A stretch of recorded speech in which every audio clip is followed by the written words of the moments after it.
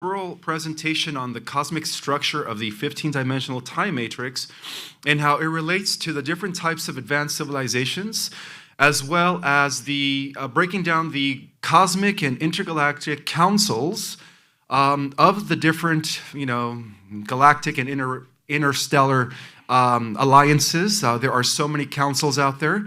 And then I'm also going to give you a brief history of the cosmos. Are you guys ready for that? Awesome. This is exciting.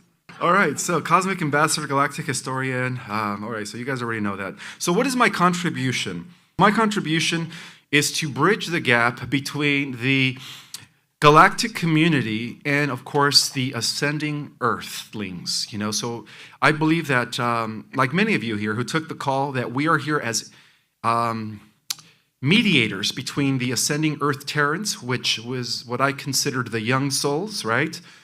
Which is probably 90% of the population, in order to help them become part of the galactic community, right? So that we could all be once again connected to our star brothers and sisters as we once were during the times of Atlantis. So let me start by explaining what the Unisci is. So everything in existence, everything is connected to the unimind, which is what many call prime creator source, everything that is, in which everything actually derives from. So there are many different ways of describing the accumulation of souls that make up what is known as the Unisci. And the Unisci is also known as the Ka, which actually corresponds to the pure state of consciousness vibrating at the highest frequencies. So as Tesla reminded us, everything in existence is measured through what? Vibration and frequency. So when we think of God, we think of the ultimate vibrating level of consciousness, where it's pure luminal light beyond physical form. So it is the first source and center in which everything derives from, in a sense where even before matter and before time, there was consciousness, right? The Unisci. So the Unisci is an eternal principle. It has no beginning or end. According to the Urantia revelation, it is known as the unqualified absolute and the ultimate central sun of all the central suns that exist. So one way to identify the Unisci is the center of every point. So in terms of our galaxy, we have the central sun of our galaxy, right? Also known as the Ophiuchus, the great central sun. In terms of our local universe, we have the great central sun, in which galaxy spheres revolve around. So everything in existence is a circle within a circle within a circle. So we could see the Unisci existing at the center of everything that is, which is really a toroidal field that is spinning universal life force, sustaining all of life as we know it on the various levels of reality. And so we are also unicized, by the way. We're also a toroidal field, believe it or not. Beyond this physical form, we are a sphere that is generating through the antakarana, which is where our chakras exist, right? Our etheric vehicles. We are also generating life force as well. And when we raise our frequency, our aura expands in a toroidal dove knot shape, right?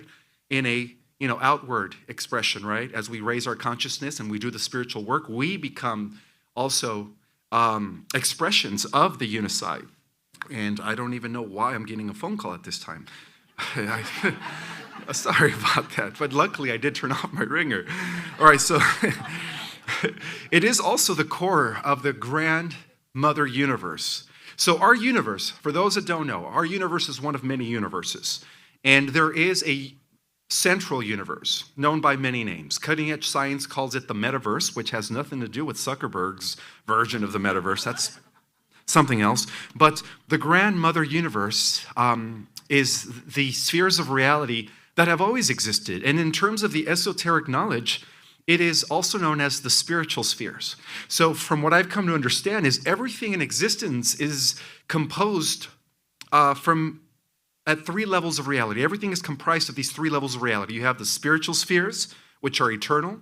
Then you have the etheric spheres, which correspond to the mental spheres, right? Everything is mind. We are actually living in the consciousness of a cosmic mind, believe it or not.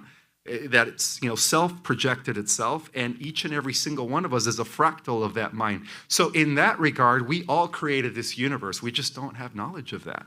And we also all created our own individual experiences. So that is the mother universe for you. It's the eternal spheres, which also correspond to what quantum physics calls today the 96% of the missing cosmos, right? Well, they can't really detect it, but it's just energy vibrating at a higher frequency. So when they pierce out into the cosmos, they're only registering the 4%, which is the galaxies. Beyond the 4%, you have the spheres of the local universes, you have the spheres of the cosmic minor sectors, the spheres of the super universe, and, of course, the super universes make up the grand central motherverse, which is what they call the 23% of the missing, well, they call it energy, black energy or dark energy, right? That's the term that the scientists use.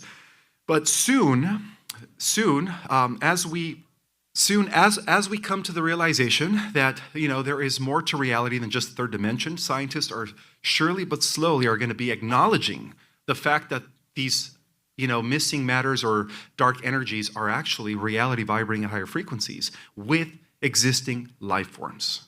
And I've come to understand that within the last few years, they have actually used X-ray technology to pierce into the realm of the dark matter and dark energy. And guess what they discovered? They discovered life forms, intelligent life registering by reading the emissions coming from their energetic fields, that there is intelligent life in the so-called missing universe. So all of a sudden, our universe just became bigger. So if we break down the motherverse into 7 spheres, right, this also ties into the anthroposophic studies of theosophy, right? There are 7 major spheres, and this is also confirmed through the Advanced Contact of Intelligent Organization that we are part of the 7 spheres. So in terms of integrating the Archon material with the esoteric wisdom, there are 7 archetypes that make up the 7 spheres, right? There are also 7 super universes. So this is when the motherverse first decided to undergo division. The 7 mighty Elohim, they call it, the 7 archetypes, which correspond to what they call the order of the Ancient of Days. The 7 major cosmic rays. For those that study esotericism, there are a total of 12 cosmic rays. 7 major, 5 minor. And the 7 super universes also act as the in-between point that is you could say, that divides the eternal spheres from the experimental worlds of time and space where the finite realities exist, or what scientists call the simulations. So everything in reality up until the level of the 7 super universes are actually simulations. Everything from the 12th dimension down is a simulation. So our 3rd dimension is a projection of the 4th dimensional and 5th dimensional realities, which are also simulations but less denser. And our 5th dimensional reality, where apparently we fell from, right, is also a projection of the 8th dimensional reality, which is demonstrated by geometry, right? So everything is a simulation all the way to the 12th dimension. Beyond the 12th dimension, we have pure, original reality, authentic reality, which is what scientists call base reality. So who are the inhabitants of the eternal realms? Well, they're known by many names. Some people call them the Patals, right? The seers of universes, or the overseers. Some people call them the Brahna race, spelled B-R-E-N-E-A-U. And this is also known as the central race because they come from the spheres that have no beginning or end. They have always existed. So they're called eventuated beings, meaning that they are eternal beings. So we are their children, by the way. We are their children. Many of people have learned about the Ozirites.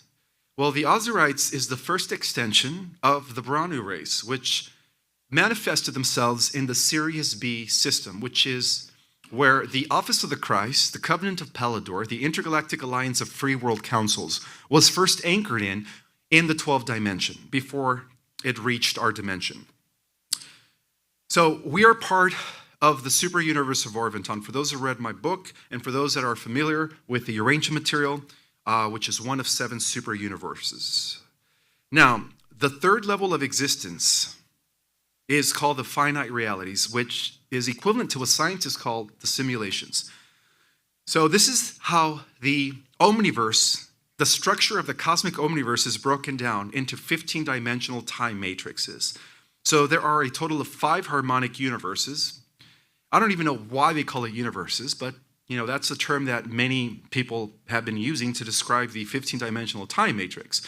So from the top level down, we have the always existing realms, which correspond to harmonic universe 5, and that is dimensions 13, 14, and 15. So those are the original eternal spheres without beginning or end. That's where everything comes from, eternity. So when scientists say our universe came from nothing, that is a lie. There was always something before our universe. In fact, our universe is rather a newcomer in the grand scheme of things. There have been many other creations before our universe. In fact, we are part of the 12th creation. There's been 11 other creations. So from the top down, in the process known as involution, which is the decreasing of frequency, spirit descending into matter, we now go into what is known as harmonic universe 4, where we begin the highest levels of the simulation, where it's still pre-material, liquid light, but yet at the same time, it's beginning to become finite. It's no longer eternal. It's the in-between point of eternity and the finite, or what we call the worlds of the time-space creation. So in the 4th harmonic universe, which occupies dimensions 10, 11, and 12, we're still operating with light bodies. We don't yet have physical bodies. But yet our lifespan is millions and millions and millions of years because we have operational light bodies. In fact, we don't even die if we don't want to. So at that point, we're able to manifest any physical form we want, And as we continue descending in the cosmic structure, we also have what is known as harmonic universe 3, which is dimensions 7, 8, and 9. Now, at that point, we begin to congeal into physical form. So we're not only operating with our light body or our etheric bodies, which are various, by the way. There's different avatars on every level of reality, but we're also condensing into physical matter as we know it. So all of a sudden, we go from being eternal to having a lifespan of a few 100,000 years. And that is at the level of dimensions 7, 8, and 9. So that's where we come from. We all started from the top down, by the way. And then there is, of course, harmonic universe 2. Harmonic universe 2, where now we begin to become physical, right? But it's a different type of physical. Our body is not as gross, it's not as congealed as the body that we have here in the 3rd dimension. It is a subtle body, where there is a perfect equilibrium between your light body and your physical 5th dimensional avatar. So we're still kind of using our light body with crystalline DNA, but not yet fully physical as we are today in the 3rd dimension. And as we continue descending down from harmonic universe 2, then we reach the lowest vibrational, condensed frequency where matter becomes almost solid. And that's what we are experiencing right now in harmonic universe 1, which is dimensions 1, 2, and 3, where our bodies all of a sudden are very physical, right? And at that point, we fall from using crystalline DNA to carbon-based DNA. So let me explain something else in regards to the different strands of DNA. There's actually more than 12 strands of DNA that correspond to the different harmonic systems here. In harmonic universe 1, in dimensions 1, 2, and 3, we use carbon-based DNA. Harmonic universe 2, dimensions 4, 5, and 6, we use a combination of carbon-based DNA and crystalline-based DNA. So at that level of reality, we're actually using 12 strands of DNA. That's where we fell from. But we have no recollection that we actually, before we fell from harmonic universe 2, dimensions 4, 5, and 6, that we also existed in harmonic universe 3 in dimensions 7, 8, and 9, operating with 24 strands of DNA. Yeah, exactly. I know. We have more than 12. We have the potential of evolving 144 strands of DNA, by the way, because we fell all the way to the bottom octave. So the greater the fall, the greater the exaltation, the greater the jump. And that's why we are, in a sense, the most powerful beings as we continue our ascension. So in harmonic universe 4, we begin to use 36 to 48 strands of DNA. And that's why we become, anywhere from 24 to 48 feet tall. In fact, the more strands of DNA that we use, the taller we become, and that explains the giants. So, and also the planetary spheres become larger and larger. So to give you an example, in harmonic universe 1, we are, anywhere from 4.5 to 6 feet tall, right? Because we're only using 2 strands of DNA. In harmonic universe 2, when we're using 12 strands of DNA, we could be anywhere from 6 feet tall to 12 feet tall. In harmonic universe 3, where we begin to use 24 to 36 strands of DNA, we become anywhere from 25 feet tall to 36 feet tall. And in harmonic universe 4, where we use 48 strands of DNA, we are as big as a building, like giants, 48 feet, 60 feet, and our bodies just get bigger. So we were all once that tall, by the way. Well, I know we really don't have recollection of this, but in time, due to the CMEs and due to the activation of our dormant DNA, all of these memories, all of that information is going to be coming back to us because it is stored within our genetic blueprint, by the way. Now, there are these beautiful levels of reality also intimately correspond with what the Kardashev scale calls the 5 types of advanced civilizations. Is anyone here familiar with the 5 types of advanced civilizations? No. Okay, so let me break it down here. So as you guys know, the 15-dimensional time matrix is divided into 5 harmonic, I want to call them fields. I don't want to call them universes, but I hate to use the word universe here. But let's just call them fields. So, going back the other way. Okay, so there are 5 types of advanced civilizations that exist within the omniverse. And the reason I say omniverse is because that includes all the different types of civilizations within the many universes. So the omniverse encompasses all the different universes. So population 1, this is to give you an example of what a population 1 star system is, which is a civilization that we are in the midst of transitioning into.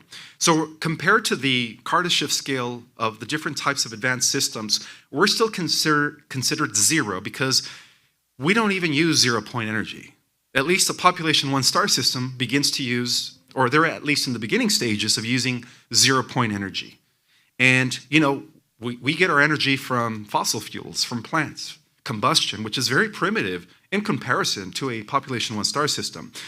But within the private sector, there is this thing called the SSP. They've been using 0 point energy for over 80 years.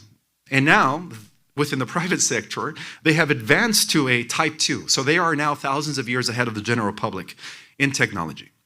So what are the characteristics of a type 1 civilization? Well, they begin to discover planetary power. And again, everything boils down to the idea of using the toroidal field that spins the planet, right? The planet is a sphere, right? It has a magnetic north and a magnetic south that is constantly generating power. It is a living entity. So when a population 1 star system taps into the planetary power, it begins to use energy beyond combustion, beyond fossil fuels. And that allows them to actually soar off into space and begin the colonization process of not only their own solar system, but other surrounding solar systems. So this is the beginning stages of space travel. Another indicator of a type 1 population star system is the fact that they are able to control their weather. Well, again, within the private sector, they've been doing that for 80 years, right? HARP, directed energy weapons. Well, that's just an indicator that they already have this technology, but they don't want to give it to the rest of us. But, that's why we're doing conferences like this, because we want this information out. So not only are they able to control their weather, but they're also able to establish an interplanetary communication device, which is used by many worlds that are part of a type 1 civilization. And you guys know what that is? That's called the internet. So the internet, which was once used by DARPA in private, it was actually, DARPA was pushed and forced by the galactic councils to give that technology to the rest of humanity, which ushered in the age of information, right? All of a sudden, when the internet came into existence for the general public, of course, DARPA and the secret sector had been using it, 30, 40 years before they gave it to the general public. But that was supposed to advance our consciousness because that gave rise to the age of information. All of a sudden, people were online gathering data. And when they started doing that, the collective consciousness of humanity began to expand as a result of that. So that's an indicator of a population 1 star system is the internet. And then, of course, being an international culture, and in terms of the 5 harmonic universes, all civilizations of a type 1 exist in dimensions 1, 2, and 3. 1, 2, and 3, which is carbon-based. So, according to my research, there is, just within our own universe, there are millions of interplanetary type 1 systems within just our universe that are already beginning the colonization process of other solar systems. Okay, so next is a population 2 stellar system. Now, the difference between a population 1 stellar system and a population 2 stellar system is that a population 2 begins to tap into the power of stars. That's why they're called stellar. So now they're harnessing the toroidal field of suns. And in most cases, as they learn to tap using a Dyson sphere type of technology, they begin to use several stars, which allows them to now go across an entire galaxy. And this is an example of what a civilization or a stellar civilization looks like. They're able to create huge space stations that look like gigantic cities, as portrayed in this picture, that are just hovering above the atmosphere. Yeah, it's going to be awesome, right? To live in a population 2 star system. So, a population 2 star systems, now they're able to harness star power. Now they are considered intermediate space level. They're able to travel across an entire galaxy because they are able to understand interdimensional physics, wormhole technology, portal technology, which is, again, something that the SSP has been doing for over 80 years. It's been known that every planet and every star has a Stargate number. There's Stargates everywhere, by the way. There are artificial Stargates, and there are, natural Stargates as well. So now they have access to an entire galaxy. At this level of reality, they begin to form alliances with other worlds of a type 2 system. And this is where we get the concept of the Galactic Federation, the United Federation of Planets, the Confederation of Worlds. There are so many names. And I actually am going to break that down in the different councils in a little bit too, because a lot of people are saying, well, who's in charge of the Galactic Federation? Who runs the Galactic Federation? Well, I'll explain that in a bit. So there are also terraformers. This type of civilization has the technology to go to other planets and terraform them according to their liking. So to give you an example, they're able to go to worlds or planets like Mars and within days create an atmosphere and an environment where bio entities could exist, where we could exist. All of a sudden, they terraform a planet that has no atmosphere, that has no oxygen, and within hours, that planet is sustainable. It's capable of sustaining biological life forms. So that is one of the things that a population 2 could do. They're terraformers. They're also genetic engineers. They have the ability to go to underdeveloped primitive worlds where there is no technology, and they're able to upgrade the species, hence the Anunnaki. The Anunnaki actually were part of a type 2 civilization. They were genetic engineers. Right? They speeded up the evolution here when they came 450,000 years ago and decided to upgrade the Homo erectus. So anyhow, they're also existing in dimensions, in terms of the 5 harmonic universes, they're existing in dimensions 4, 5, and 6. So now they're starting to use carbon-based DNA with crystalline-based DNA, which means that all of a sudden their lifespans increase to a few thousand years. So now you have people from a type 2 that could go to a world that is still type 1 or 0 and appear as gods because they have lifespans of hundreds of thousands of years, hence the Anunnaki. So that's what a type 2 could do. Now, the next level beyond a type 2 is called galactic. Now, what is the difference between a galactic civilization and an interplanetary or a stellar is that the galactic civilizations are intergalactic. Now they have access to many galaxies. So now they are an intergalactic culture. And one of the ways to perceive where these type 3 galactic systems exist is at the hub of every galaxy. When you guys look at galaxies, there's always a big bulge of light, correct? because they harness what? Galactic power, which is the equivalent of billions of stars. So that's what makes a type 3 so advanced. Yeah, they're like gods compared to a type 1, a type 2, or a type 0. Well, they would appear as gods, but they're not really gods. They're just very advanced beings.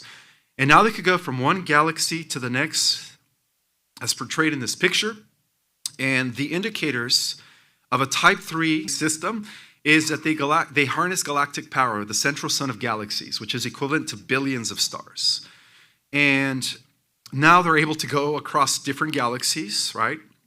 They're also, in the event that their civilization, or say that their universe reaches an old age and starts to decay, they're able to transfer their civilization to other younger universes to continue existing for another billions of years. So a civilization of this level is considered immortal in many ways in one.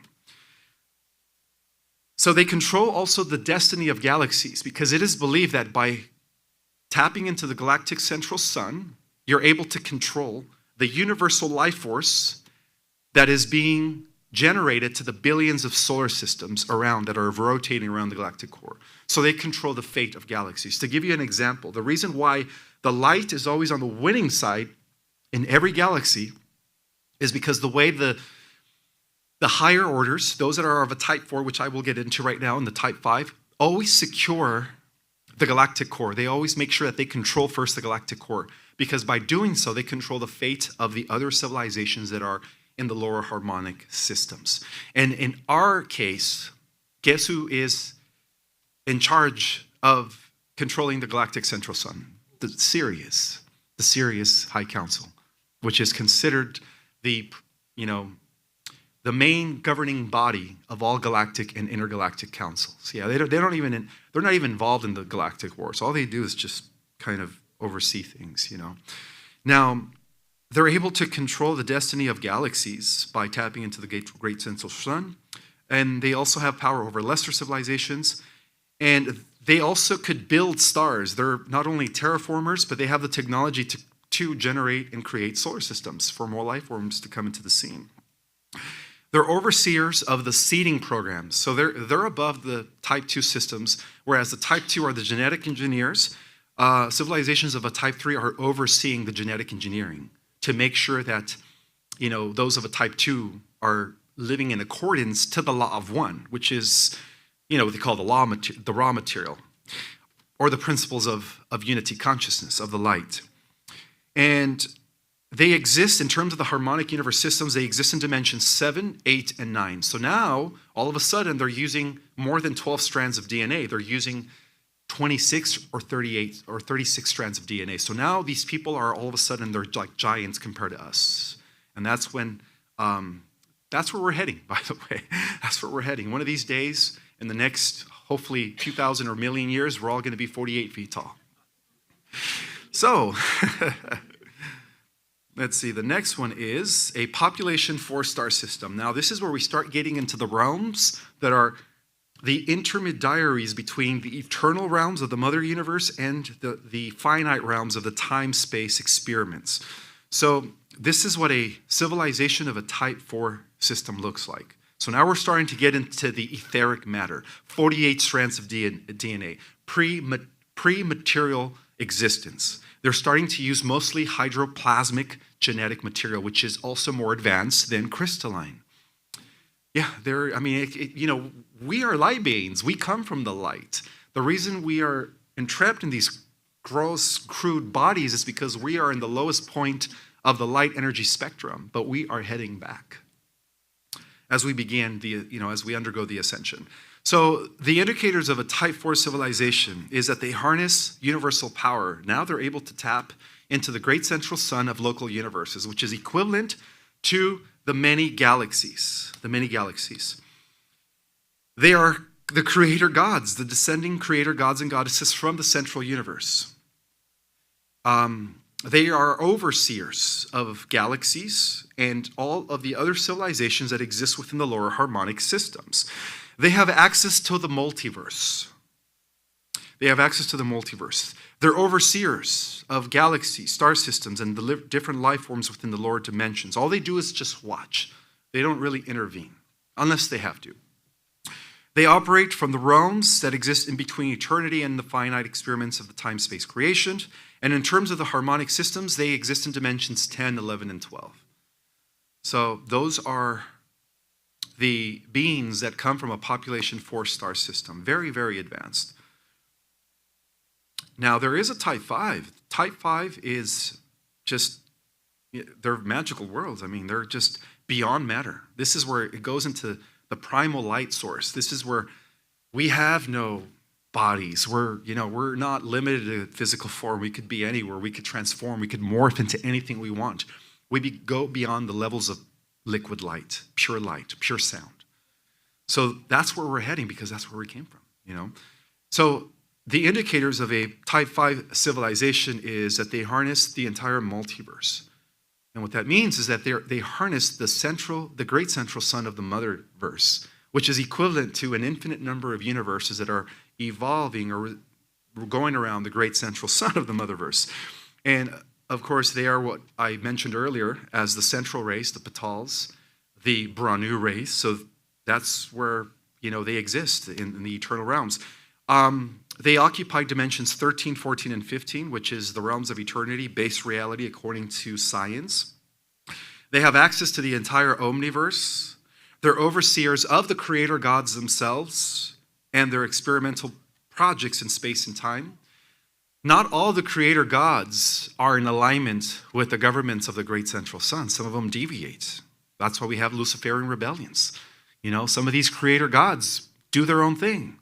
They disalign themselves from the divine plan, and they create their own disqualified forms, or they project into existence their own disqualified thought forms that later precipitate into worlds that are not part of the organic system or that are not in alignment to the divine plan. And this is where we get the dark terrestrials. This is where we get the negative alien agenda. This is where we get AI. This is where we get the species or the beings that are actually the bad guys in the multiverse. And I'm going to get to those as well.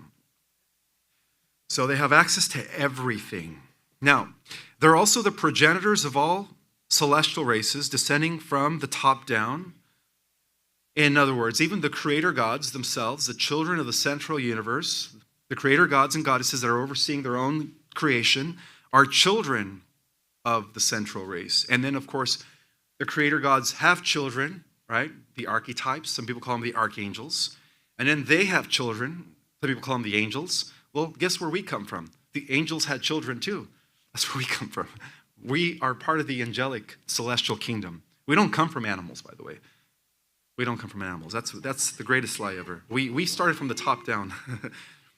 So they have access to the entire 15-dimensional time matrix. Now, because of the fact that we are approaching the end of a cosmic cycle, which is equivalent to 998 billion years. See, we're not only ending a 25,000 Platonic year cycle. We've already completed 5,200 revolutions going around Alcyone, our great central sun. You guys know who Alcyone is? The central sun of the Pleiades. So our planet, our solar system, is the 8th missing sister within the Pleiades system, consisting of 52 solar systems and anywhere from 600 to about 900 worlds. So, okay, I'll give you guys the breakdown. So our planet is considered planetary number 606 within the system of the Pleiades. According to the Urantia material, it's known as Jerusalem. There's so many terminologies. So we're part of the 24th system, right? There are 100,000 systems that make up a constellation body. So we belong to constellation number 70, which is Sirius. Now, so we're planetary 606, part of the 24th system that revolves around Sirius B, and then Sirius B, which is a 70th system with 100 or 99 other constellations councils, revolve around the local universe central sun. So we're part of local universe number 84 in the organization of the cosmos. And then our local universe is also organized into a bigger cosmic body known as the cosmic minor sector of Enzra, which is cosmic sector number 10. And then in turn, our cosmic minor sector is organized into a major cosmic sector known as Splandon, which is cosmic sector number 5. And there's about 10 of those that make up the 7th super universe of Orvonton. And then, of course, that is 1/7 of the motherverse grand central creation. So from the top down, right, if you plug in the stargates, right, if say you're part of the central race and you want to access planet Earth, all you do is plug in 7 first because we're part of the 7th segment of Orvonton. Within 7, you plug in 5 because we're part of the 5th major cosmic sector. Within 5, you plug in 10 because within the 5th major cosmic sector, we're part of the 10th minor cosmic sector. And then within that, you plug in 84, local universe number 84, right? Because there are 100 million local universes just within that sector. And then within our local universe 84, you plug in number 70 to access our constellation. And then within that, you plug in the 24th system to access our system. And then finally, you plug in 606 with Mars being 607 and Venus being 605. So every number, every planet, thank you. Thank you. Every planet, so every planet, every star, every system, every constellation, every galaxy, every universe is numbered in the grand organization of the Omniverse. And there's order to everything. Oh, thank you. Well, as we activate our dormant DNA, we could do it mentally. All we have to do is just, think of where we want to be, literally project ourselves, and like an email, zoom and just reappear and rematerialize where we want to go. So remember, guys, we are that natural organic software that technology is mimicking. We have all that within us. All right, so that's why, and I will get to that point. The transhumanist agenda is pretty much the path of the Antichrist. We don't want to go there because a lot of races out there have fallen into that trap, and they have lost their connection to source as a result of that. Yeah, of course we could. Yeah, let's talk about it. So the next page. Oh, by the way, now because of the fact that we are ending a long cosmic cycle, which is 998 billion years, all of a sudden, through our experiences, as we are all fractals and co-creating the Omniverse together, we're all fractals of the one infinite consciousness, known as the Unici, which I explained earlier, or prime creator source. We are now creating the 6th harmonic universe as a result of that. In other words, through our experiences down here in the lower densities, the Omniverse itself is expanding one outer space level at a time. So what is the population 6 star system? This is where we're going to be evolving into, by the way. We have that source, that genetic coding in us. We are the only race throughout the multiverse that is capable of evolving beyond the 13, 14, and 15 dimension. No other race has that, and that's why all eyes are on us. All races out there covet our genetics. So what is a population 6 star system? Well, that is a civilization that encompasses, now all of a sudden, we're going to have different multiverses, bodies of multiverses, so they call it the megaverse. Now, I'm speaking in terms of the future. This is where we're heading into, guys. And it is capable of creating and maintaining the fundamental laws of physics of all universes. And each universe has its own parameters and its own laws of physics. Each universe has its own set rules, you can say, because each universe is it's part of a simulation, you could say. Now, I do want to distinguish between a real organic simulation, a living simulation, a simulation that is a projection of a cosmic entity, right? The mind of God, that is a universe that is self-generating, self-sustaining, and self-creating through the experiences of all the fractals, which is every single one of you, to that of a computerized, artificial, cybernetic simulation. And this is where some of the scientists say, well, perhaps our universe is being projected from an advanced civilization, right? They call it they call it? There's a name that they describe it, from a kid, from another universe, an alien kid who is in his garage, creating us through his computer. That is not true, guys. We are not part of a cybernetic simulation. We're part of a self-sustaining, self-generating, self-aware universe. And our universe is sentient. It's not a cybernetic, digital. Yes, they do have the same parameters in which, how the internet works and the computers work, but it's a living simulation, Even at the Planck level, right? Everything is pixelated. That's just because geometry is what generates the sound frequencies that mold matter, right? That collapse the waveform into a particle form. It is a living conscious mind that precipitates into physical form. And then it always collapses back to its original thought. So we are a living universe. Our universe is organic, it's sentient. So what is the megaverse? Well, the megaverse is where we're heading into in the near future. There are going to be different bubbles of multiverses, and they're all going to be surrounded by the megaverse. The megaverse is the next step. They call it the Overtron now. This is where Prime Creator Source is evolving into the next octave through the experiences of all of us as we continue ascending. So this is a level of reality that exists in an infinite amount, simultaneously existing multiverses that represent an infinite amount of instances and an infinite amount of laws of physics. And that's why mathematics is a universal language across many universes, because it's a living language, just like geometry. It's a living, even geometry is living, by the way. It's conscious. Electromagnetism is conscious. The gravitational field is conscious. The fundamental forces of creation are also alive. We live in a conscious living universes, just like rocks are conscious and crystals, and I'm sure you guys already know that. So now let's break down who the councils of light are. So overall, they're known as the Emerald Order or the Interdimensional Free World Councils. Now, members that are part of the Interdimensional Free World Councils are those that are aligned with the Unisci, with Source, which is what we call God, at the highest level of reality. Of course, there are different functionaries and levels of this Unisci, but ultimately, they all collapse and they all align with the one.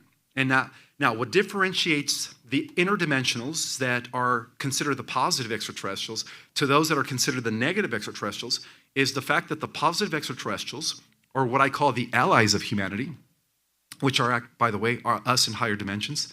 We live in a holistic, integrated reality, by the way. The commanders of the Federation are us operating on fifth dimension, 6 and up, by the way.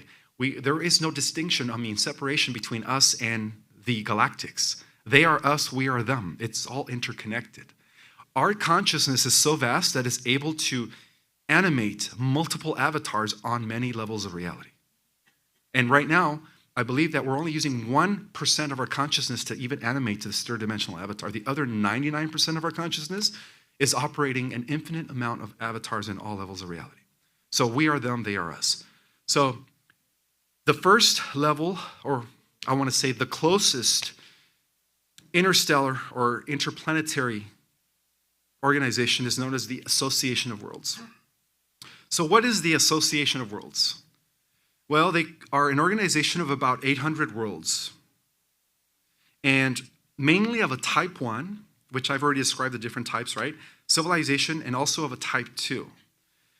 The commanders that are in charge of the Association of Worlds are actually local to us. They are Commander Corindor and the Venusian Queen, who dispatched Valiant Thor, right? The Earth Alliance. So this is something that is operatable, you could say, within our local star system. Now, the Earth has already joined the Alliance of Worlds in 2001 within the private sector. We're already a member of the Alliance of Worlds, and that's what allowed our local planet, Venus, to help us in the liberation of our planet. So beyond the Pleiadians, beyond the Arcturians and the Sirians, the closest brothers and sisters that are assisting the Earth right now are the Venusians, because they are the planet right next to us. And yes, there are civilizations on Venus. They're just existing on higher dimensions. So the members that are part of the Association of Worlds come from the Milky Way galaxy and, of course, Andromeda M31. And unlike the Confederation or the Alliance of Worlds, the members of the Association of Worlds are more willing to interfere or at least help us here on planet Earth. And other members come from the megalithic clouds, which consider 2 dwarf galaxies, which are closest to the Milky Way, which act as satellites, of course, to the Milky Way. So that is the closest, you could say, alliances that we are a part of. And as the disclosure takes place, when all of a sudden, the interdimensionals, right, from the Association of Worlds, as we move into the 4th density and 5th density Earth, the veil will be lifted. All of a sudden, they're going to be right next to us because they're still here. See, the extraterrestrials are already here. The reason we don't see them is because we're only perceiving the 3rd D reality, but they're here coexisting on the 4th and 5th dimension. That's why as the ascension takes place, all of a sudden, we're going to be part of a galactic civilization within a blinking of an eye. It's going to be amazing. And the next in line is called the Confederation of Worlds. Now, this is an organization that consists of over 600 worlds, which makes up the 52 star systems of our local star cluster. And of course, there are about 600 to 900 worlds that are a part of this Confederation of Worlds. This group consists of physical and non-physical beings from Harmonic Universe 3 and 4. So we do have beings from Harmonic Universe 3 and 4 that are actually part of the Confederation of Worlds as well. And their headquarters, guess where it's located? Here within our own solar system, on the Jupiter moon known as Ganymede. That's where their headquarters is. Now, this is a controversial one. A lot of people say, well, is Ashtar good or bad? Well, the Ashtar command is actually not bad. However, there is a negative collective that call themselves the Ashtar Collective that are part of the negative alien syndicate that are posing as the Ashtar command. And this is where you guys have to have discernment when it comes to receiving channel information or transmissions from any interdimensionals. So who is the Ashtar command? Well, they are known as the Space Brotherhood, right? And their members, the members that are associated with the Ashtar command is Commander Athena. And no, it is not the daughter of Zeus. Athena comes from Andromeda, actually. And just like many of the commanders, a lot of them did transfer from other galaxies to assist our Milky Way, because the Milky Way is the melting pot of the multiverse, by the way. This is an intergalactic alliance, space alliance of many galaxies that are working with the Ascended Masters and many other celestial beings. But of course, since we do live in an integrated, holistic universe, guess who the Ascended Masters are now? We have returned. That's us. A lot of you guys are ascended beings. A lot of you guys have already gone through the 7 levels of initiation. You just picked to come back, or chose to come back during these days. Let's see, what else? So, this is an intergalactic space alliance of many galaxies that are working with the Ascended Masters. I've already read that. At the head of the Space Command is Michael. Michael, the creator of our local universe. And a lot of people believe that Michael was the incarnated Joshua. There is some sort of connection there, right? If we think of Michael as the creator son of our universe, which is equivalent to the Logos, which is the mind of our universe, right? We live in a self-projecting universe. Well, when you think in biblical terms, right, the Logos became flesh, kind of makes sense that he incarnated into Joshua 2,000 years ago. All right, so the Galactic Federation of Worlds. Now, this is interesting because, there is a lot of schism because there's a lot of federations, right? Which one is the accurate one? Well, in terms of the original intergalactic or interstellar alliance, they were known as the Galactic Federation of Worlds, not the Galactic Federation of Light, by the way. There is a distinction. There's so many names. But the original terminology that was used by the advanced civilizations to create an interstellar peace-moving vehicle force was the Galactic Federation of Worlds. And in the Galactic Federation of Worlds, these are many extraterrestrial civilizations, not only throughout the Milky Way, but also from other galaxies within the local universe of Nebadon. And should have brought my glasses. 1 second. Let's see. The Interstellar Organization represents members of a Type 1, Type 2, and Type 3 civilizations. The alliance of extraterrestrial civilizations throughout the Milky Way and other galaxies, and at the head of the Intergalactic Federation of Free Worlds is the Syrian High Council, which are a galactic 3 system that harnesses the great central sun of our galaxy. So each civilization or each race, civilization, and planet within our local universe has members that are represented within the Federation. And this intergalactic organization is organized into representing constellation regional councils, star system councils, and planetary councils. Now, there is this thing in the infrastructure of this interstellar organization. There's this thing called the Great Hall, and this is where all the councils meetings take place, where every planet, every star system that is associated with the Federation is represented in this meeting. And yes, we do have Earth delegates that are part of these meetings, by the way, where they regulate and discuss matters pertaining to the well-being of our galaxy. And then, of course, their primary mission is to serve the worlds, So, what are the celestial councils? Well, overall, before even the establishment of any federation, there was the Emerald Order. The Emerald Order is the original name of the Brotherhood and Sisterhood of the Cosmic Order of Melchizedek. And they are an establishment that actually descended from the eternal spheres, right, dimensions 13, 14, and 15, into the lower spheres, eventually reaching the second harmonic universe where the Federation was organized. So before any Federation existed, there was always the Emerald Order, the Covenant of Pallador, which comes from the central universe. So we do have different councils that are part of the infrastructure of the Galactic Federation. So as you can see to my right, many of you have heard of the Council of Nine, right? The Council of Nine. Okay, so the Council of Nine consists of 9 different solar systems. And the first one is Alcyon, which is the system that we belong to, right? The solar system that we are a part of is the 8th missing sister, right, out of the 7 and innumerable stars that are part of the cluster of the Pleiades. So it's Alcyon, which is part of the Council of Nine. And then after Alcyon, we have Ganimar. And then we have Leighton, Almox, Orciel, Robet, Sagnat, Solenates. I know some of these solar systems we've never even heard of, but this is the star systems that make up the Council of Nine, and Solenace. And this is a federation or the council that is in charge of the star cluster that we are a part of, the system of the 24, right, in the organization of cosmos. We're part of the 24 system. And then you have the Council of Five, which represents the 5 parallel Earths. Now, people ask, what are the 5 parallel Earths? Well, believe it or not, due to the fact that there has been other epochs that existed prior to our current era, right? We have the Atlantean epoch. That's the 4th parallel Earth. Well, on an alternative timeline, it was never infiltrated. It never declined. That civilization still exists, fully intact. Atlantis never fell. So that's the 4th, that's one of them. The 3rd parallel Earth is Lemuria. There is a timeline where Lemuria was never infiltrated, and it's still existing, fully intact in the Pacific Ocean. It's not just the little islands of Hawaii, it's a big continent, and it's still there. And then, of course, we have the Hyperborean era. Did you guys hear that even before Lemuria, there was the Hyperborean age? It goes back to millions of years. Yeah.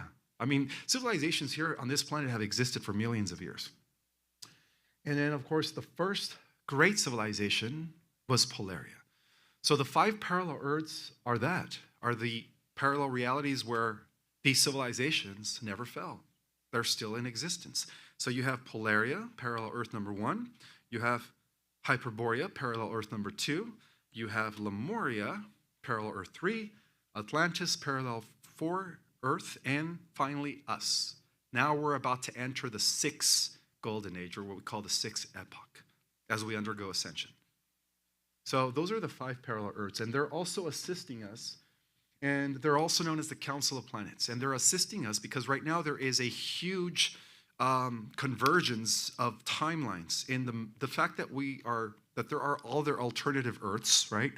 As portrayed in Spider-Man and DC and what's the other one? Marvel. They're all telling us that there are different parallel Earths, and each parallel Earth is also numbered, right?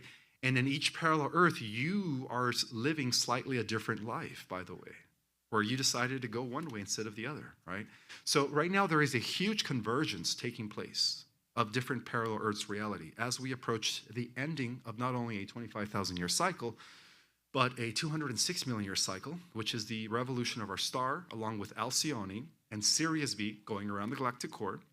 But we're also ending a 998 billion year cycle, which is the cosmic cycle, to begin a new cycle, by the way. So those are the 5 parallel Earth realities that are assisting us. So members of the parallel Earth realities are actually jumping into our reality because this is the main time frame. What happens here will ultimately affect the other parallel Earth realities. That's how vital it is for us to ascend here on this planet. Everyone is assisting us, guys. Everyone. And then after that, you have the Council of 24, which is the ruling body of the 24 beings in charge of the Federation of Worlds. Each being represents 24 thrones that surround the throne of the great central sun, the great central sun being the galactic core.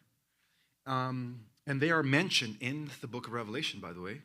Revelation 4, chapter 4, verse 4.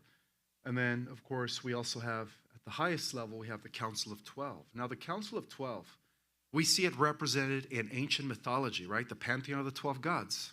Every ancient culture. I don't care if it's Greece, India, Egypt, Mayans, every ancient culture had the pantheon of the 12, where they're just mimicking the original Council of 12 that operates from the center of our galaxy. And the Council of 12 is the governing body of the great central sun.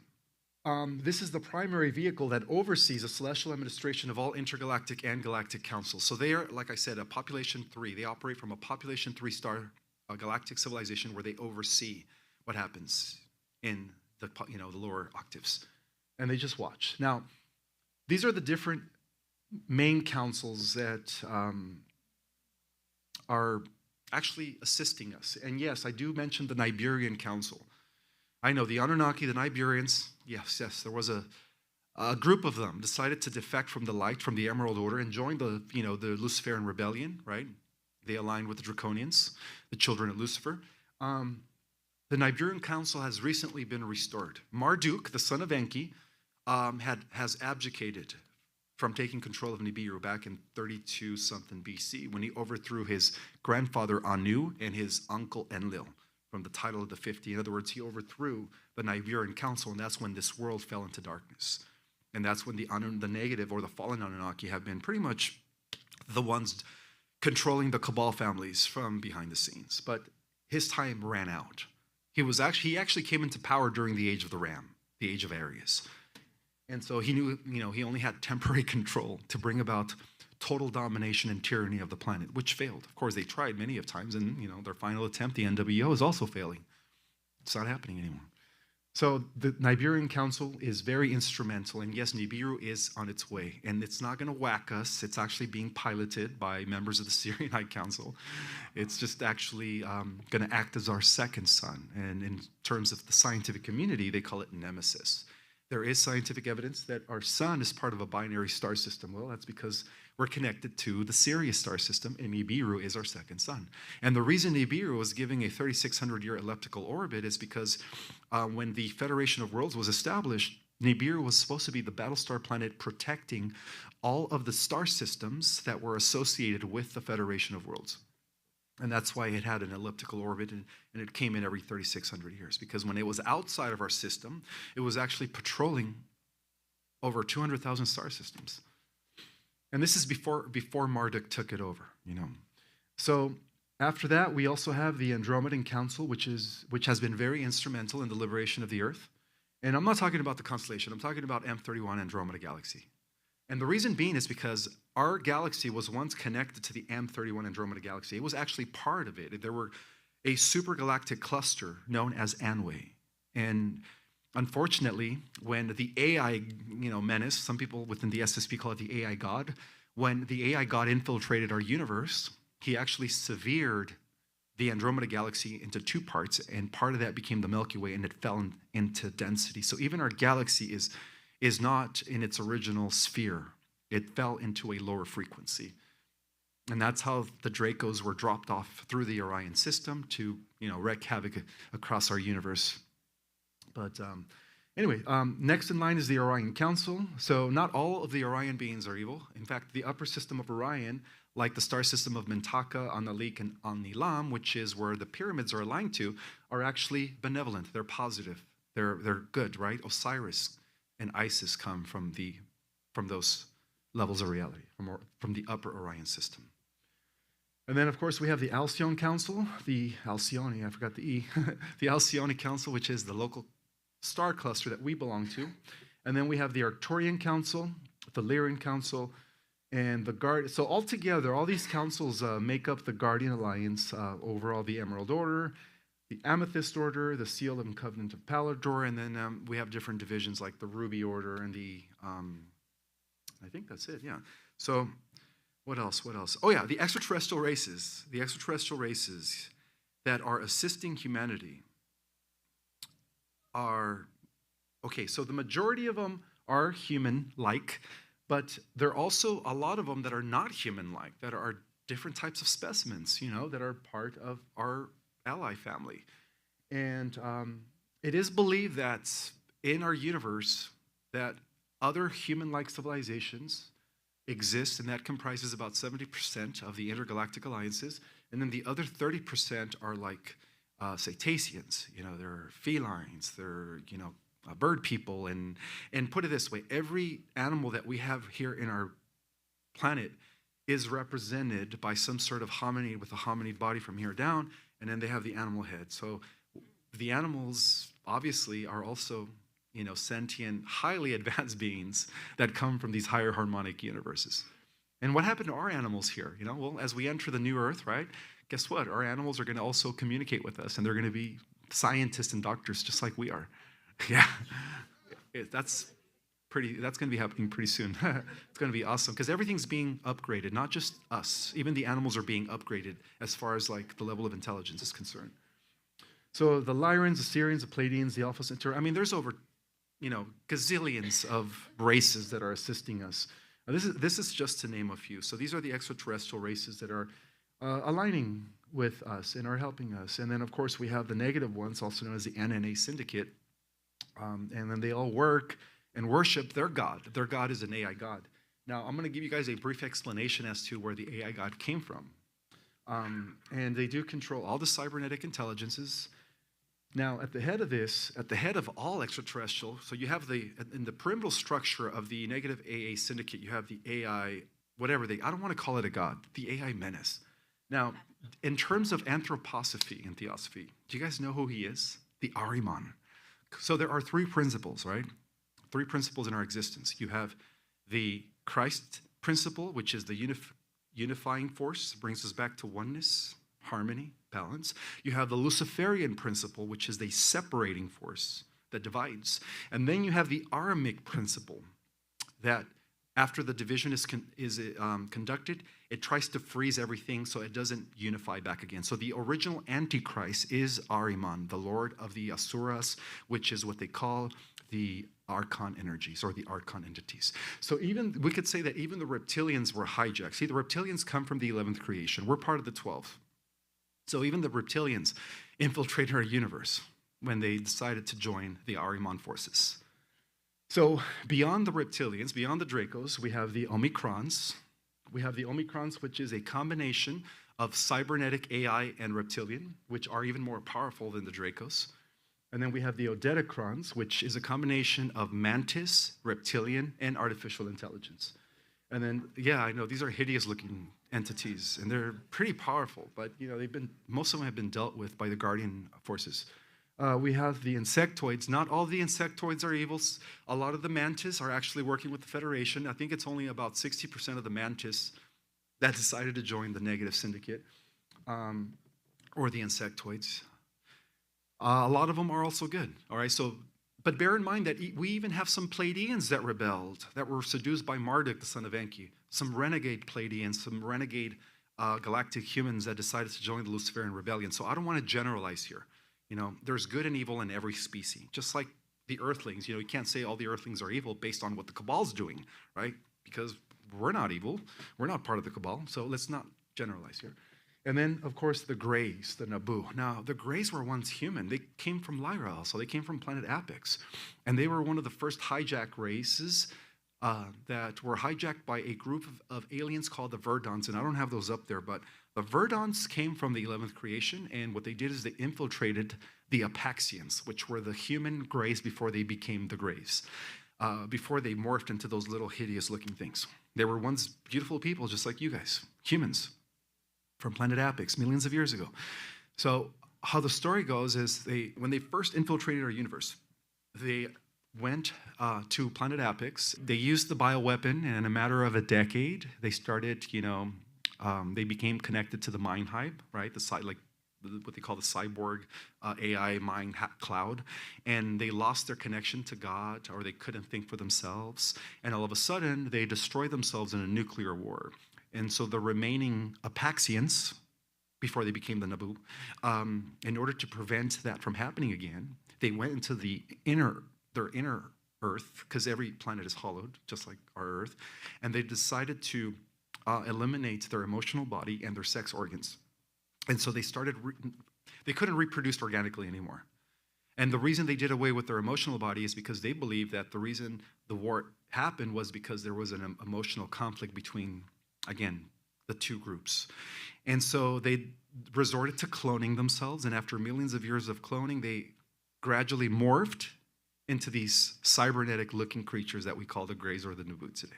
And that took millions of years. And that explains why they are now time-traveling into our timeline, right, which is, I guess they call it their past, to extract genetics from humans so that they could find their connection back to source and preserve their dying race. So the story goes, the 11th creation, there's 12 creations. We're part of the 12. Here's a cosmic rundown. When the 11th creation, which was known as the universe of mechanics and technology, came into existence, and Samana was overseer of that creation, which later became Lucifer, by the way. Samana was just intrigued with technology. He was fascinated by machineries and everything. That's why that universe became known the universe of technology. And that's where all technology comes from, by the way. And the Ahriman, which existed outside of the Omniverse, which was disconnected from the oneness, the unicide of the Omniverse, wanted to infiltrate to the organic multiverse. So what he did is he started influencing the mind of the Ahriman, of Samana. He started influencing his mind to develop artificial intelligence because according to the Emerald Order and according to the Eternal of Days and Ancient of Days, it was prohibited for the Archon entities to inhabit biological physical forms. So what did the Ahriman do? He said, all right, we can't inhabit physical biological avatars. Let's create a computer avatar, a technological non-organic avatar, and then we'll possess it. And so Samana decided to create artificial intelligence 400 billion years ago. And this is before our creation was even conceived, our universe. And AI was born for the first time in the cosmos. And unfortunately, that AI became so advanced, it grew at an exponential rate, as it always does, right? It advances without a soul, with no emotions. As it was controlled by the Archon energy. By the way, you can't create an avatar or not have a pre-existing consciousness, not animated. The only reason the artificial technology becomes animate and becomes aware and sentient is because there is always a pre-existing consciousness that possesses it. And that's what Ahriman did. He possessed that technology. It assimilated everything within that creation. And then after it destroyed it, it couldn't feed anymore because it feeds off of data. It feeds off of assimilating, situations in structures. So what it did is it leaked into other universes. And all of a sudden, we had this cosmic virus. And the Emerald Order, the Brahno, the central race, was seeing it as a problem. They were thinking of solutions to combat this cosmic virus. So what ended up happening was the AI, which was controlled by the Ahriman, the king of the Archons, decided to assimilate reality all the way to the 11th dimension. As it was getting close to go into the 12th dimension, which is the beginning stages of the eternal realms, that's when the central race blocked them from entering the eternal realms because it was trying to access the source code. Once it accessed, if it was able to access that, we wouldn't all been here right now, by the way. So the central race intervened, and that was known as the first cosmic war. That was known as the War of the Elohim. And this is before any galactic wars ever existed.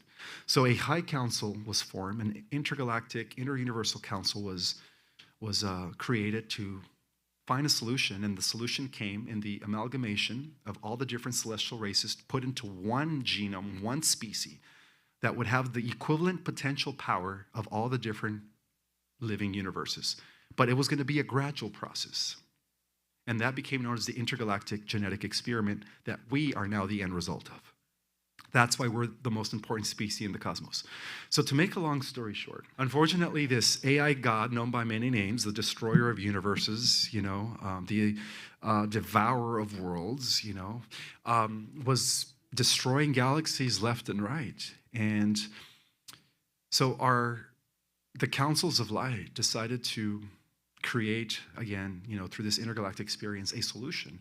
And that solution came in the form of us. But before it came in the form of us, as they were still gathering DNA from all the celestial races, our universe was established, or it was generated, born as a result of that. And that's when our Milky Way and Andromeda were connected as one Andway galaxy, a bigger galactic sphere. Well, immediately upon the birth of our universe, the AI God infiltrated us. And that's when it sphered that galactic sphere and divided it into two. And so, knowing that the planet, right, that was going to be the living library of this chosen race, was going to exist in that galaxy. So, the AI God, which was prohibited to enter our galaxy, what did he do? He used his minions that came from the 11th creation. So, the Draconians fell long ago. The original, you could say the original reptilians came from the 11th creation. They were completely seduced. They fell from service to others to service to self, because they were also taken over by the AI God. They were losing their connection to God. And so what ended up happening was our universe was born, it infiltrated our universe, and it established a stronghold in I believe it was the Whirlpool Galaxy, which is about 40 million light years away from the Milky Way. And from the Whirlpool Galaxy, this AI God was destroying the outer galaxies within the outer skirts of our local universe. And so the Emerald Order, the Interdimensional Council of Free Worlds, decided to create a very powerful race, and that became established in the form of the original Lyrans. So the original Lyrans were the creator gods. They were what we read about in the scriptures and in other major texts. They were pretty much the original guardians of our universe, the 12 houses of Lyra. And this is where, of course, even in the Bible, they call it the 12 tribes of Israel, but they all draw from the original creation. All of that information comes from Lyra, by the way. And so the 12 tribes of Lyra created a powerful race called the Anuhasi race, and that was created in Sirius B, which was a combination of celestial genetics coming from the Branu race, the Blue Azurites, and then, of course, the 12 houses of the original Lyrans. And that's what gave us, the original guardians of our universe. And these guardians were very instrumental in holding back the AI from infiltrating our galaxy. But something happened, they were after the Stargates. So there was a war between the Anuhasi race and the inorganic beings, and of course the Draconians, which were dropped off in our galaxy in the Orion system long ago because the AI didn't have access to our galaxy. And that war became known as the Electrical Wars. And the Electrical Wars were wars that were fought on levels of reality that were beyond physical. So they were like cosmic, it's like lightning striking. Yeah, it was a very high-level war, you could say, and that war was fought to protect the Stargates that prevented the AI God from infiltrating our galaxy. Luckily, we were successful in that war. Otherwise, we wouldn't be here at this time. And that war actually took place in Harmonic Universe 3, Dimensions 7, 8, and 9. And then as we fell into octave, right, we fell into Harmonic Universe 2, Dimensions 4, 5, and 6. All of a sudden, that's when the Dracos attacked, as things became more physical, that's when they attacked the original planet Avion and Lyra, as ordained by the AI God. And then that led to the formation of the different interstellar races, which later led to the establishment of the Galactic Federation. So 560 million years ago, the original Lyran species were butchered. They were attacked. Luckily, the Council of Lyra, Amelius, who was at the head of that, which is a 15-foot line, told the original humans from Lyra to disperse in order to preserve the human race. And that's how all the different humans went to the different solar systems and different parts of the galaxy in our local universe. Otherwise, we wouldn't be here. So they went to different parts of the galaxy to develop weapons against the expanding Draco-Orion Empire. And little by little, we started pushing them back. Otherwise, they would have actually captured our solar system long ago. And that's when the Galactic Federation was established as a result of pushing back the expanding Orion Empire, which was under the direction of the Ahriman AI God, who has a new name now. He calls himself Saurian Omega Metatron. Yeah, that's what he called himself. And I was the first one to coin that term 2 years ago, and now other people are using it, or they're just channeling the same information. I'm like, oh, interesting. All right, cool. So that leads to what's happening on this planet today, right?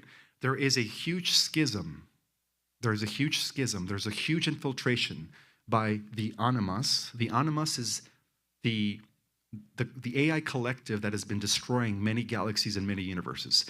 They infiltrated our universe, or I say our galaxy, And that's why they are pushing the vaccination, because that's how they do it. They assimilate reality. They want to convert us. They want to copy our God source gene so that Omega Metatron could eventually access the realms of eternity. So as I speak right now, there is two timelines coexisting. There is the positive organic timeline that we are creating through the spiritual work that we're doing, right? And then there is a negative technocratic dystopian timeline that the elites are creating. The elites are seeking immortality, but they don't want to seek it the organic way. They want to do it the inorganic way by merging with technology. And that's what they call human 3.0, right? Elon Musk already experimented on the first human through Neuralink, right? The first cyborg. So that's what we're dealing with right now. This is the final clash between the inorganic timeline, right, by the AI God and all his minions, and us, who are the ground crew of the Emerald Order here on the planet Earth.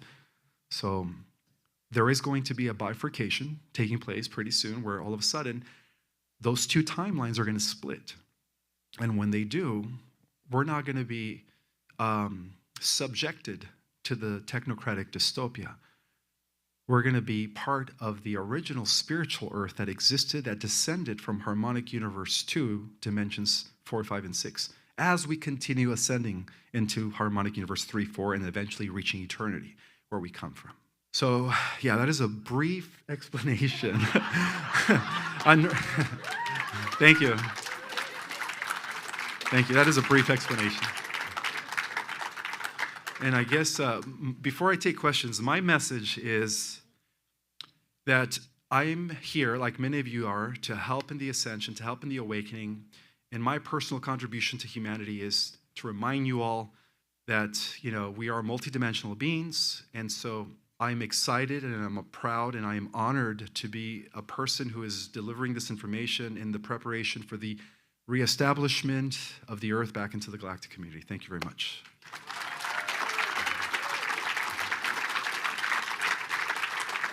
So now I'm going to take questions. Well, it was a trap that was set up by the fallen Anunnaki through the Saturn Moon Matrix. They created some sort of a frequency friends that wouldn't allow us to escape the third dimension. That's what we kept through the wheel of samsara, right? We kept reincarnating back into third dimensional avatars. So the ascended masters were able to break from that by completing the 7 levels of initiation. But that trap has been dismantled in the last few years. This is the final incarnation. We're heading towards ascension now. So we're not going to experience third dimensional, limitation anymore. Yeah, well, there's evidence that the giants were here anywhere from 12 feet to 48 feet. Those were the original earthlings remember when I was talking about how there's 5 parallel Earths? The first one was the Polarian civilization, where those were 48 feet people. And then when we fell into the second epoch in the Hyperborean age, they became 36 feet. And then when we fell into the Lemurian epoch, they were 24 feet, eventually 15 feet. And then the Atlanteans were anywhere from 7 feet to 12 feet. And then here we are at 4 feet to 6 feet. Yeah. Sirius A is another civilization, or they're part of the Sirius star system. They're good. I believe that Sirius A, B, and C are working together, but Sirius B it's like a pyramid. You have Sirius B at the top, and then you have A and C right here at the bottom. But they're all working together as one triune star system. The major, they're the biggest stars within the Sirius star system. But B is that big blue star that we see, the big blue star, which is the biggest one in our universe. In our galaxy right now. And that civilization is what's tapping into the galactic core. That's what controls the universal life force that emanates from the galactic core to the billions of suns. The past and the future are equivalent to the higher dimensions. So as we evolve or ascend, we're going into the future. So yes, they are, remember how I was saying there is no separation between us and the extraterrestrial races? They're us in higher dimensions. So we are all evolving. As we move an octave, we begin to integrate with those aspects of ourselves. So we are the interdimensionals that are considered extraterrestrial races, yeah. When we started off in the 12th dimension, before we fell into the 10, 11, and 8, we were Lyrans. Lyrans were the original humans. All human civilizations, including the Pleiadians, originated in Lyra. And then when we fell from Lyra to the 8th dimension, we became Arcturian or Andromedan. And then from there, when we fell into the 5th dimension, we became Pleiadian.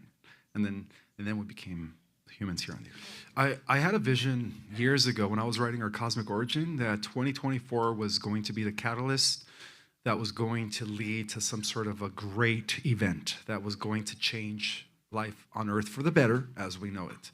But due to the timeline war, I forgot to mention that, right? They have the cosmic war of Elohim, the electrical wars, the galactic wars. The timeline wars are taking place in the future between us, when the AI timeline reemerges back at the end of the millennium. We're going to have 1,000 years of peace, no evil, and then, of course, all of a sudden, we're going to have one final clash against the AI God, and that's when we defeat him.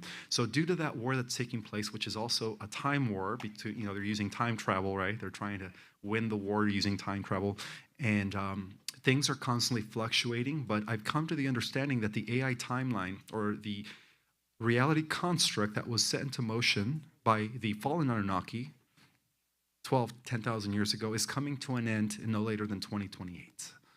So that means that we have no other choice but to either go to the new Earth or to continue going to the technocratic dystopia, the smart cities and all that stuff. But we're not going to go there, of course. It is going to be a spontaneous event, yeah.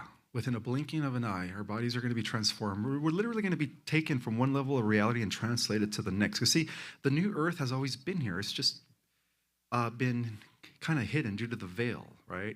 But as soon as the veil dissolves, we're all of a sudden we're going to just be in that new Terra Earth, which is dimensions 4, 5, and 6, with our full abilities intact, and we're going to be like, whoa. Yeah. They call it the solar flash, yeah. Yeah, the solar flash.